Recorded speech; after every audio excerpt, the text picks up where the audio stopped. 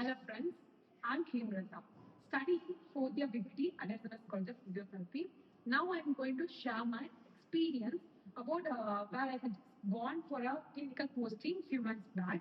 So I just saw a very interesting case.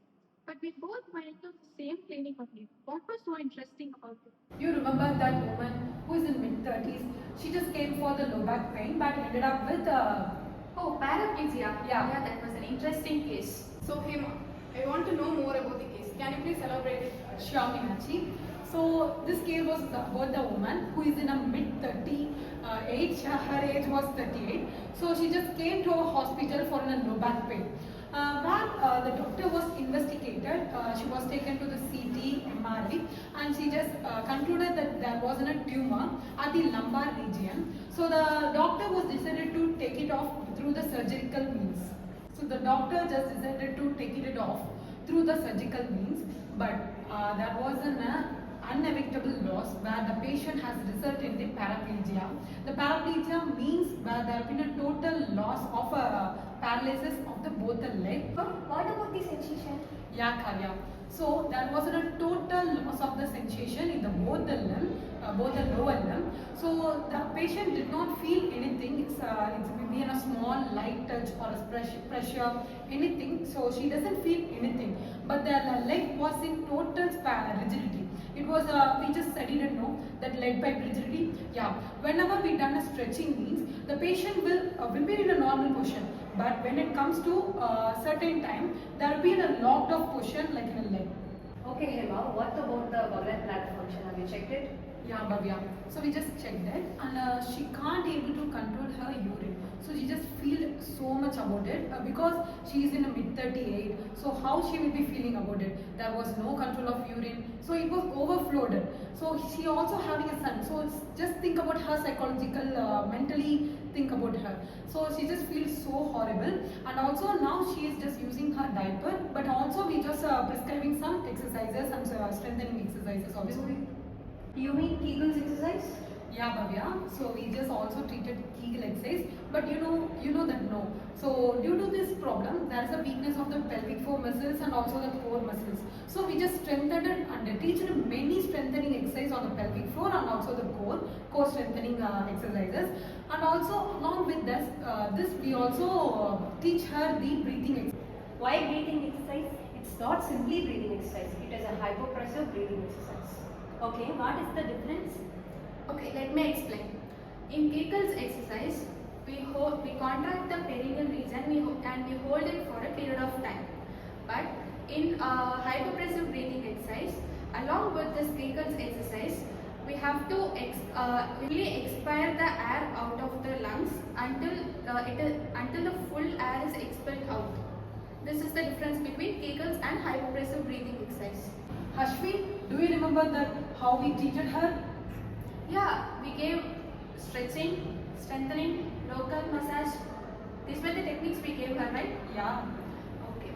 So, but it was not easy for us to give all those techniques to her because she was mentally depressed and she can't able to cope up with the exercise we give. So it was a big task for us to give her the exercise. And did you face any situation like that? So let me explain the symptoms of this case. So she just feeling the loss of sensation that was previously said, and she also have the rigidity, which was like in a lip pipe rigidity. So What type of rigidity? What is the difference between lead pipe and cogwheel rigidity? yeah, so let me go on the basic. So there was two type of rigidity, right? Cogwheel and lead pipe. So the cogwheel rigidity is where there will be in a jerky movement throughout the range of motion, and lead pipe rigidity is where there will be a restriction alone. There will be the restriction throughout the motion. So there will be symptoms of rigidity. So it was not easy to treat her, and also there will be a bed sore. So you know, we with the bed sore, right? It was like blisters around the foot. So and also the patient was feeling the phantom pain. So you know that, no? So the phantom pain is where there has been a false pain. So we should make her aware that there was no pain, and also it's not easy to treat her because she get in mid of the treatment she will be getting depressed and also so sad. So we just not only treating her pain, but also treat her mentally. It was so good to treat her mentally. What about the treatment plan? Yeah, Kavya. So we just classified it into a short-term goal and long-term goal as usually. The short-term goal was her to make the essay the pain, that is to reduce the pain of her lower limb and also have the good mobility. For that we have made the passive movements and PNF and stretching exercise, and also for the long term that is want her to make a good aerial activity, all daily living activities like she used to be in normal life. And it's also not easy to treat her because she is not mentally stable throughout the procedure. She will be depressed, she will be in a sad mode. So we just want to make her strong in the mentally and physically. And we also treated her stretching, strengthening for the particular region also. Like for one limb on one heart, for another limb on another heart. And also for her we just prescribed her the external. And we just also stabilize her mentally and physically also, and we just prescribe the external assistive device like a wheelchair. So first of the treatment she was using the wheelchair to go for the movement or something like that, and now she is all going for the with the help of some quadripod and also that she now can be independently walked but not for long.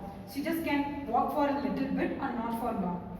So what's her progress now, Hema? Yeah, Meenakshi. The progress was good, but not it was so good. So there is a little progress only. So where we can change the difference little bit only. Where now she was in a wheelchair, but she can walk now.